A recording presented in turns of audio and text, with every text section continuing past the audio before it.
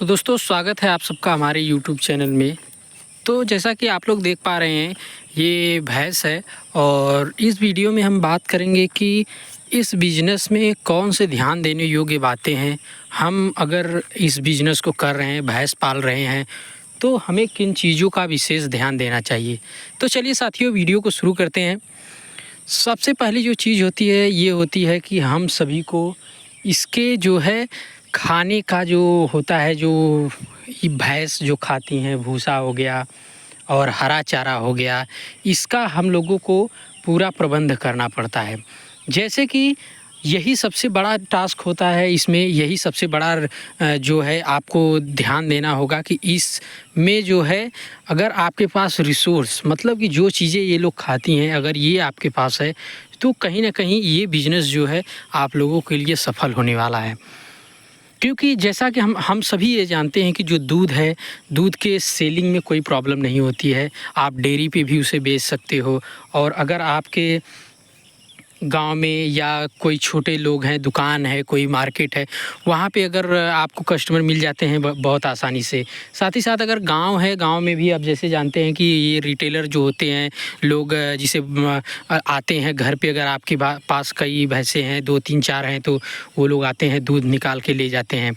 तो सेलिंग में कोई प्रॉब्लम नहीं होती है। इन सब में जो प्रॉब्लम आती है सबसे बड़ी वो ये आती है कि इनके रिसोर्स में जो ये लोग खाते हैं, जैसे भूसा हो गया, खली हो गया, ये सब अगर इसी चीज़ का अगर प्रबंध हो जाए तो इस बिज़नेस में कोई भी प्रॉब्लम नहीं होती है। ये सबसे बेस्ट बिज़नेस होता है।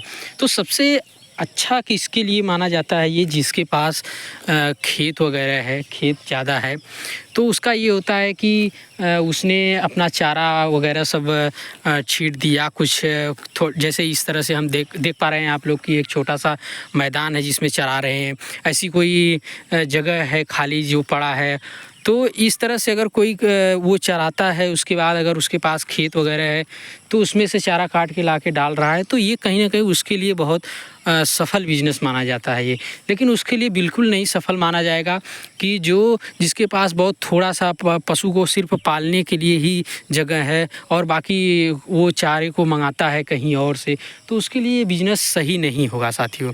क्योंकि सबसे बड़ा जो फैक्टर है वो इनके चारे का होता है जो कि बहुत महंगा आता है, तो कहीं ना कहीं आपका ये बिज़नेस नुकसान में जाएगा। तो यही सबसे बड़ी जो बात है कि इनका अगर चारे का प्रबंध, अगर आपके घर का खुद का खेत है जिसमें से आप चारा उगा लेते हैं और थोड़ा बहुत अगर आपको ख़रीदना पड़ता है तो कहीं ना कहीं आपका सफल होगा। लेकिन अगर आप सिर्फ पालने भर का आपके पास जगह है, आपके पास खेत बहुत कम है, तो ये बिज़नेस जो है, ये बिज़नेस लाइन सही नहीं है साथियों। क्योंकि इनका जो चारे का फैक्टर है वो सबसे ज़्यादा रोल प्ले करता है। तो इसीलिए साथियों हमने आपको इस वीडियो में बताया कि क्या नहीं करना चाहिए, अगर ये बिज़नेस है तो क्या करना चाहिए, किसको करना चाहिए, किसको नहीं करना चाहिए। तो करना उसी को चाहिए जिसके पास खेत है और चारे बोने के लिए है अगर सुविधा, तो वो बिज़नेस करे। जिसके पास खेत वगैरह ज़्यादा नहीं है तो ये बिज़नेस ना करे। क्योंकि सबसे इम्पॉर्टेंट जो है फैक्टर मैंने आपको बता दिया, वो चारा होता है।